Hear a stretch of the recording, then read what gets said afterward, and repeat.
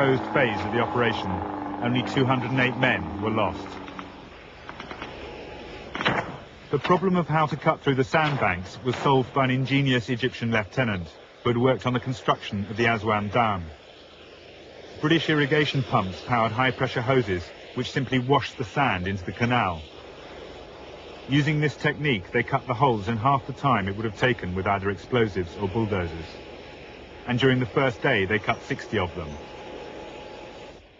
Cutting the gaps was a feat of Egyptian ingenuity, but bridging the canal was achieved through well-tried Soviet expertise and equipment. PMP bridges designed to cross European rivers were put into use for the first time under wartime conditions.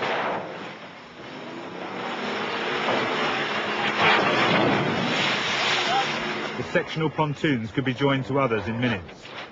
On the day, the Israeli garrison said they grew across the river like outstretched arms.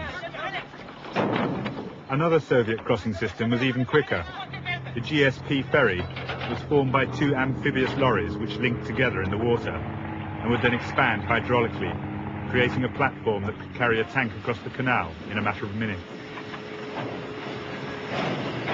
Every aspect of the crossing operation had been thoroughly rehearsed and planned in minute detail by General Shazli's staff, with two goals in mind: surprise and speed.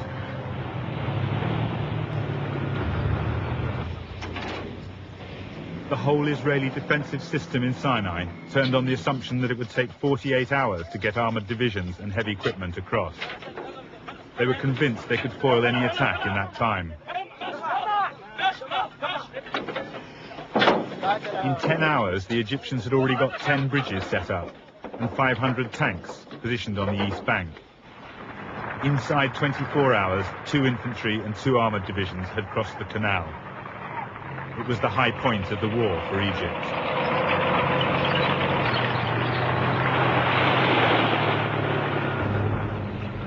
Within 30 minutes of the start of the war, the Israeli armoured reserve drove forward into the line according to plan, unaware of the reception that awaited them. They were decimated by the Egyptian tank hunting squads. Air power was inevitably Israel's next response, flying into the teeth of the missile umbrella to stop the crossings, rather than concentrating on the missile sites first, as they'd known they should. Plans for a preemptive strike that morning had been ruled out by American pressure. Israel would get no support if it was seen as the aggressor, as Moshe Dayan had to explain to a bemused nation.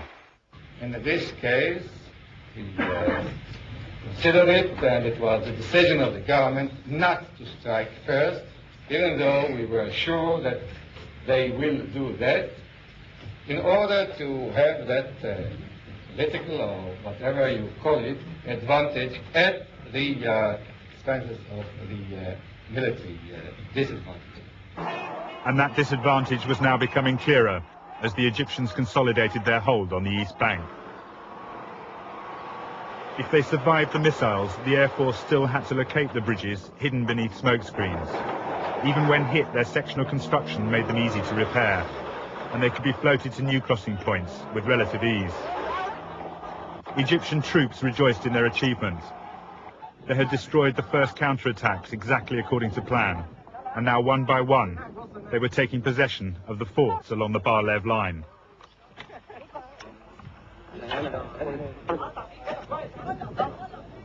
Not all fell easily, though.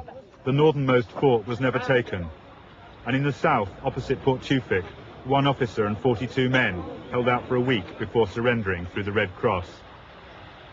After repeated attacks, they were down to their last few grenades and bullets. The Egyptian officer who took over the fort believed they'd hidden their heavy weapons. The truth was, they had none. They were ferried across to Port Tewfik, where the survivors helped their wounded comrades ashore and into captivity. Among the Israeli reserves pouring down the road into Sinai on Monday the 8th, morale was still high. Their confidence in another easy victory was reinforced by their route through the Mitla Pass, still strewn with the wreckage of Egyptian defeats in 1956 and 67.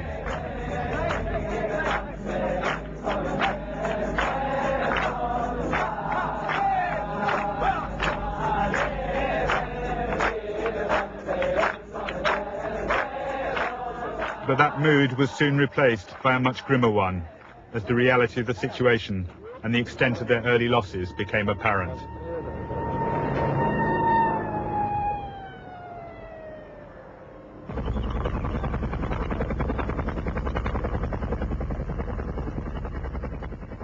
In those first few days in Sinai, only the Egyptians had cause to celebrate. The Sinai front was 125 miles from the main Israeli cities, but in the north there was no margin for error.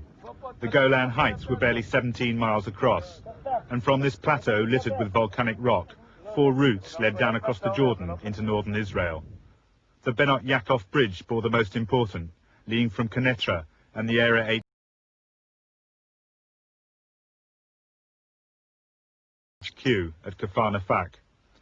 A key Israeli observation point on Mount Hermon was known as the Eyes of Israel, as it overlooked the entire region. The Syrian plan was to cross the ceasefire line in one massive armoured assault, 2 columns forming a pincer to take Kfar Nafak and the bridge, while others struck out for minor routes. At 1400, synchronised with the Egyptian attack, a 50-minute artillery barrage began.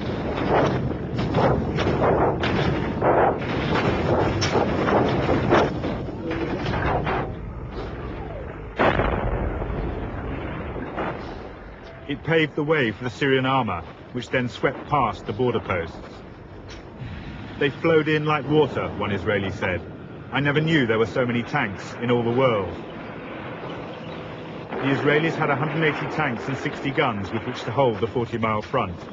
It was the most desperate and heroic struggle of the war. A young lieutenant with a handful of tanks held up the main Syrian thrust for 20 hours at one point, ambushing, switching position, and attacking again.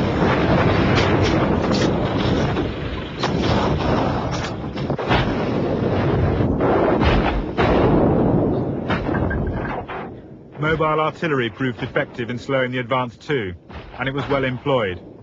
But the sole Israeli advantage was in knowing the ground. They'd practiced over it numerous times, measuring the ranges and the best angles of fire. But they hadn't anticipated odds of 5 to 1, or at times 11 to 1, and remorselessly they were forced back.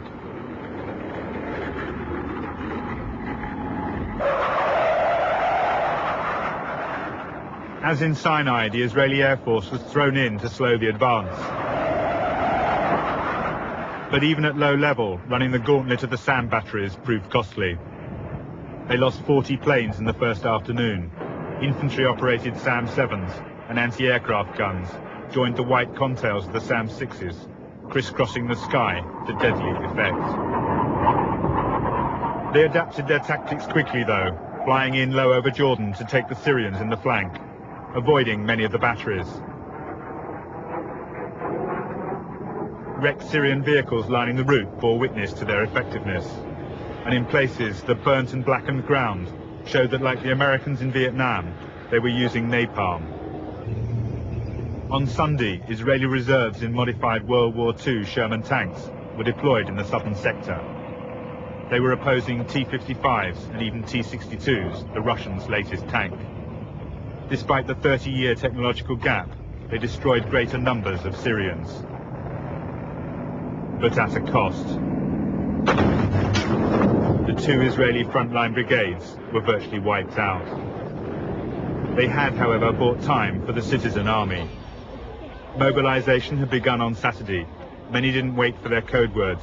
Seizing their equipment, they headed to either front, pressing lorries, cars and buses into service. One platoon even drove a milk float to their base in Sinai. Prime Minister Golda Meir expressed their mood.